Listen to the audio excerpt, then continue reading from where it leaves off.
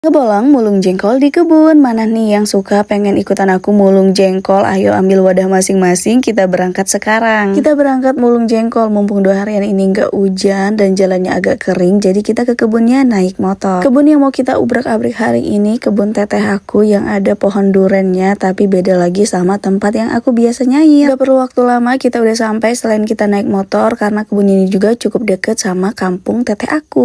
Baru sampai udah nemu, walaupun satunya busuk tapi yang lainnya bagus. Kalau udah kayak gini, ini pertanda bagus nih. Kemungkinan jengkol yang bakalan kita temuin hari ini tuh bakalan banyak. Rata-rata jengkol yang kita pulungin atau kita pungutin udah berwarna hijau atau udah tumbuh tunas. Justru kita senangnya mulung jengkol yang emang jengkolnya tuh udah kayak gini dibanding jengkol yang masih seger. Lebih seru aja gitu rasanya, apalagi waktu metik jengkol dari tunasnya, kayak nyenengin banget. Pastinya rasanya tuh bikin lagi bawaannya pengen nyari terus. Belum lama sampai di kebun, aku udah berhasil ngumpulin cukup banyak jengkol. Karena emang jengkolnya banyak. Gimana sih cara aku nyarinya? Cukup diliatin aja yang ada tunas muda jengkol, terus dilihat deh bagian bawahnya atau bagian akarnya ada atau enggak jengkolnya. Kalau ada tinggal diambil. Ada juga yang belum tumbuh tunas, kalau mau ketemu sama kita tetap aja ketemu. Kayak gini salah satu contohnya, udah warna hijau baru mau tumbuh ke tunas tapi belum tumbuh. Tentunya lebih mudah nemuin yang udah tumbuh tunas, soalnya kalau yang belum tumbuh tunas itu biasanya ketutupan daun dan gak ada tandanya. Soalnya kan kita nemuin jengkolnya ngelihat dari tunasnya. Kita ngebolong mulung jengkolnya tuh udah siang sekitar zuhur, tapi nggak apa-apa, nggak ngaruh sama keseruan mulung jengkol. Walaupun aku mulungnya cuma berdua sama Pak Su, tapi tetap seru kok. Apalagi jengkolnya banyak kayak gini, alah rasanya seru banget. Kita iseng-iseng aja mulung jengkol kesini, kata kakak ipar aku jengkolnya banyak, makanya kita coba cari. Tahun lalu kan kita juga mulung jengkol di sini, tapi sayangnya hasilnya tuh cuma sedikit, dan tahun ini lebih berlimpah daripada tahun kemarin. Alhamdulillah. Aku nemu jamur barat 2, sayangnya tuh kecil. Coba aja kalau besar bakalan aku bawa pulang. Orang-orang kok bisaan ya nemu jamur barat tuh banyak banget.